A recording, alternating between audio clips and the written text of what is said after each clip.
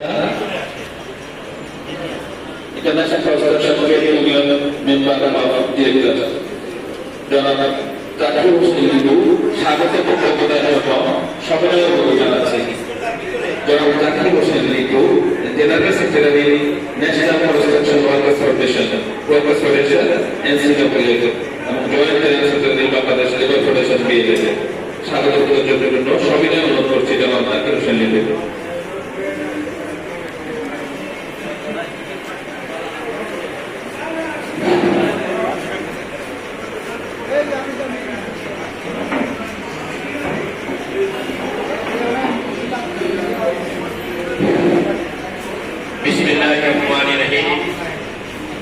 আমাদের মাঝে উপস্থিত হয়েছেন আজকের অতিথি জনাব আমজাদ হোসেন সাহেব, ডিরেক্টর আছেন। তাকে মঞ্চে এসে বসার জন্য বিশেষভাবে অনুরোধ করছি। জনাব আমজাদ সাহেবকে মঞ্চে এসে বসার জন্য অনুরোধ করছি। আর অনুরোধ করছি যে যারা ঘোরাফেরা করছেন বাইরে সংশ্লিষ্ট তাদের সকলকে মঞ্চের সামনে এসে বসার জন্য বিশেষভাবে অনুরোধ করছি। সবাইকে সংগ্রামী সালাম শুভেচ্ছা। আমি জানি মহান অনুষ্ঠান, এখানে খাবার নেই, মানুষ এখানে খাবার নেই, এখানে মানুষ শ্রমিকদের চিন্তা এবং বাস্তবিক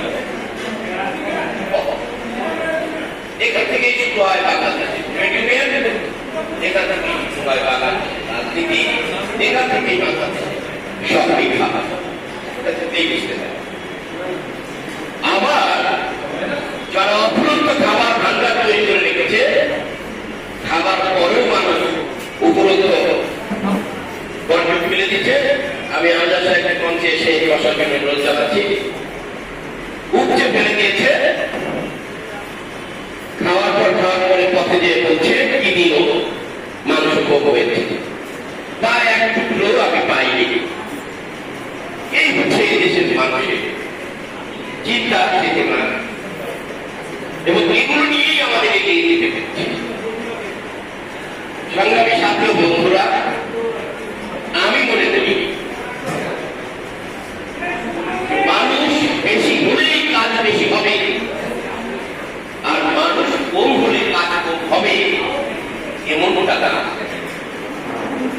কাজ করার লোক একজনই থাকে, দুনিয়ার মস্ত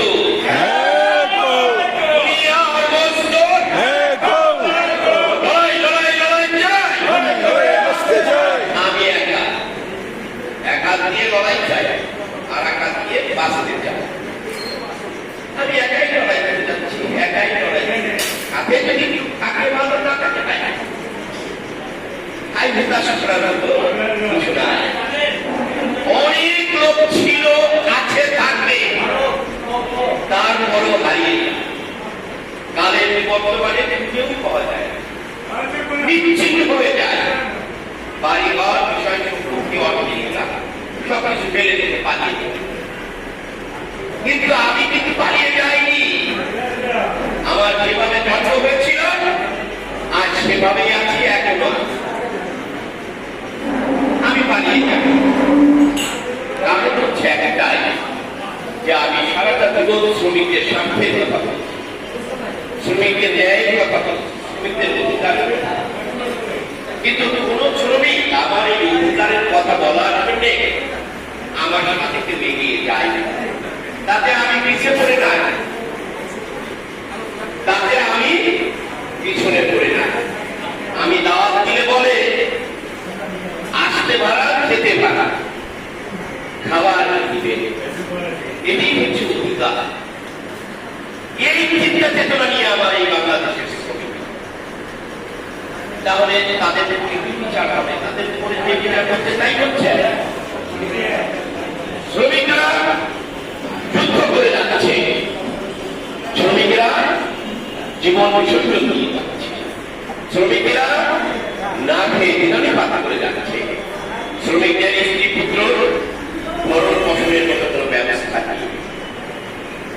মাথা পূজার ঠাঁই নেই, নাকি আছে? শিক্ষা নেই, আছে? ন্যায্য অধিকার পাওনা আছে? নিয়োগপত্র আছে? কেন থাকবে? আপনি কি চেয়েছেন? আপনি চেয়েছেন কি খেতে দিবা, নাকি এখানে আপনাকে কিছু দিয়ে দিচ্ছি আর দরকার নাই? আর তো কিছু দরকার নাই, কিছু আপনাদের ধরেই আপনার হয়ে গেল, গোস্ত 2 টুকরো বেশি দিয়ে আরো হয়ে গেল। যে না দিতে পারবো তার সাথে আর লড়াই নেই, সংগ্রাম নেই, নাকি আছে? কিন্তু যারা খাবার দিয়েছে, অপরন্ত খাবার দিয়েছে, গাড়ি দিয়েছে, বাড়ি দিয়েছে, ক্ষমতা দিয়েছে, আজ তারা একটু তাদের বিবর্তমানে হারিয়ে গিয়েছে।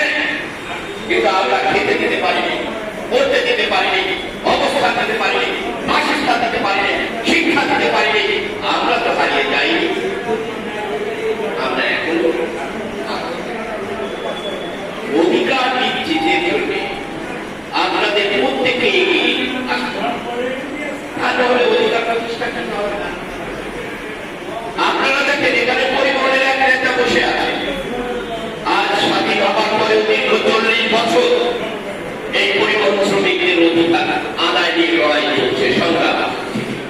নিয়োগপত্র চাই, চাকরি নিশ্চয়তা চাই, বেতন বৃদ্ধি